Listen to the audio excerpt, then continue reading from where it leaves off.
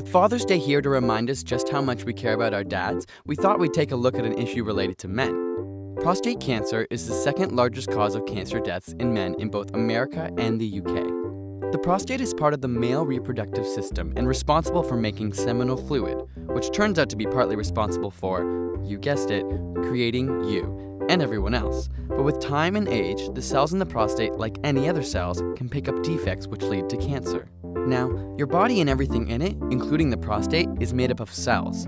Normal behaving cells go through the cell cycle in which they grow and divide into duplicate cells through a process known as mitosis. But instead of just duplicating uncontrollably, there are numerous measures along the way to make sure these cells are healthy, functioning normally, and replicating at a controlled rate. For example, cells not only receive growth signals, they actually receive anti-growth signals to tell them when to stop growing altogether.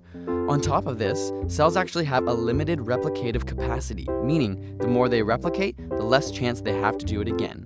Finally, cells are generally localized to an area in the body and require angiogenesis, or blood vessel creation, to sustain their life and bring them nutrients. Move the cell away from this and it can't survive. Any cells that aren't following these rules or that are old and worn out are often removed by a process known as apoptosis.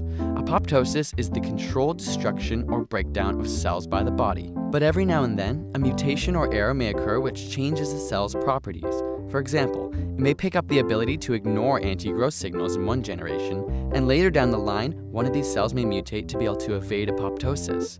These mutations are random and happen by chance, but it's the combination of a few of them that in the end leads to fast-growing, uncontrollably duplicating, immortalized masses of cells, also known as cancer.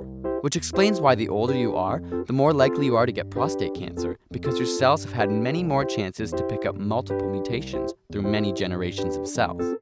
This is one of the reasons that about 80% of men will get prostate cancer by the time they're 80.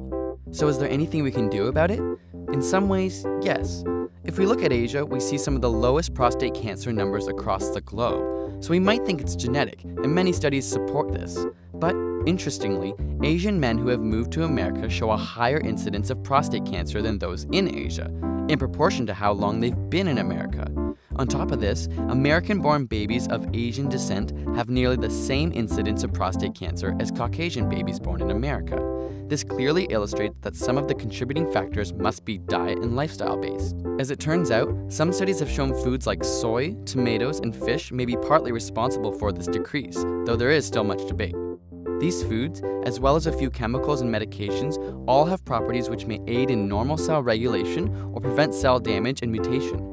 On the other hand, fatty foods have been noted as potential culprits towards many cancers. At the end of the day, even though there still remains uncertainty surrounding prostate cancer and how to prevent or treat it, education and understanding are of great value.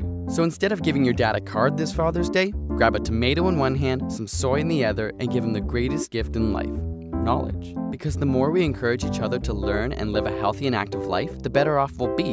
And the more we think about how our conscious choices affect our lives now and later, the greater our quality of life can become. Happy Father's Day.